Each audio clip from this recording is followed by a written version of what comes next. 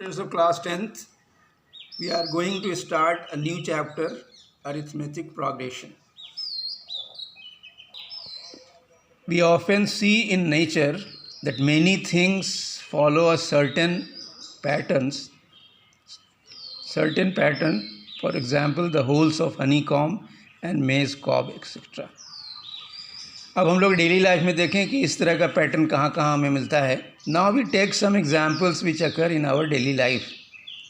जैसे the length of the rungs of the ladder decrease uniformly by 2 centimeter. If the bottom rung is 45 centimeter in length, the lengths of the first, second, third up to 8th rung from the bottom are 45, 43 centimeter, 41, 39, 37, 35, 33 and 31 centimeter. इसी तरह से एक और example लेते हैं. The number of unit squares in squares with side 1, 2 and 3 are 1 square, 2 square, 3 square. यानी हमारे पास unit squares हैं. 1 यूनिट यानी 1 यूनिट साइड वाला जो स्क्वायर है वो उसमें 1 स्क्वायर यानी 1 यूनिट स्क्वायर है. इसी तरह से 2 स्क्वायर यानी 4 यूनिट स्क्वायर्स हैं. 3 स्क्वायर यानी 9 यूनिट स्क्वायर्स हैं.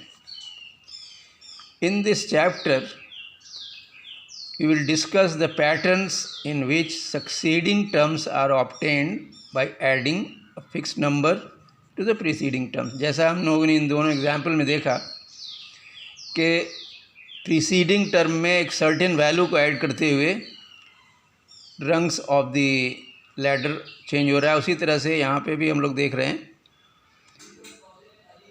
adding a fixed number to the preceding terms.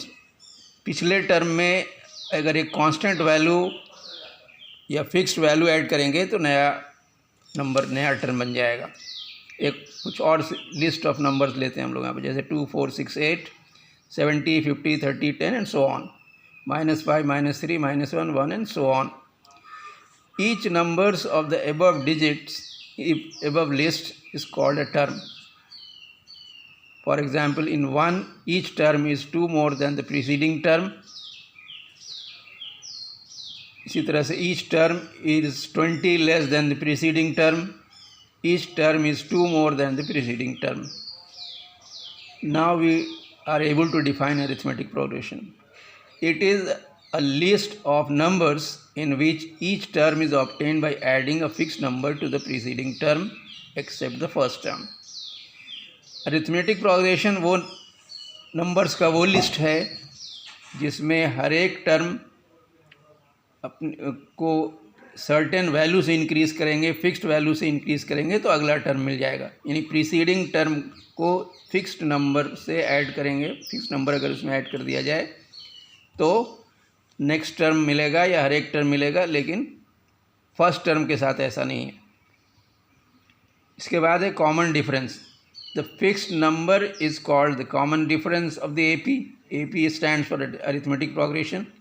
It can be positive, negative और ज़ीरो. यानी ये फिक्स्ड नंबर जो है जिसे हम लोग ऐड करके नया टर्म निकालते हैं वो पॉजिटिव, नेगेटिव या ज़ीरो हो सकता है. Let first term be A1, second term be A2 and so on. nth term AN. तो कॉमन डिफरेंस निकालने के लिए A2 - A1 करेंगे, A3 - A2 करेंगे और AN - AN-1 करेंगे. इस सबको हम लोग सपोज कर लेते हैं कि ये D के बराबर है. तो इसे लिखा जा सकता है A, फर्स्ट टर्म A है तो A + D, A + 2D, A + 3D and so on, which represents an arithmetic progression which is known as general term of an AP. इसे हम लोग general form of the AP कहते हैं. A + D, A + 2D, A + 3D and so on.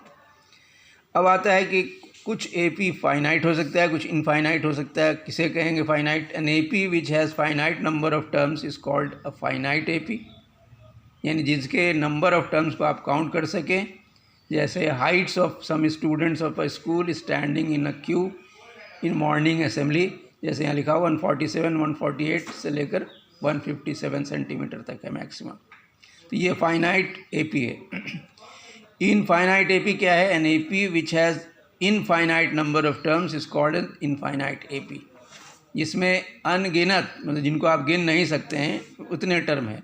For example positive even numbers हैं 2, 4, 6, 8, 10, 12, ये चलता रहेगा, इसका एंड कहीं पे नहीं है, इसलिए ये इनफाइनाइट एपी कहलाएगा। आज आपका होमवर्क है एक्सरसाइज 5.1 एनसीईआरटी से है, एनसीईआरटी बुक का ये एक्सरसाइज है, question number 1 to question number 4। ये 5.1 एक्सरसाइज है, इसका 1, 2, 3, 4 आपको करना है। That's all for today's class. Thank you.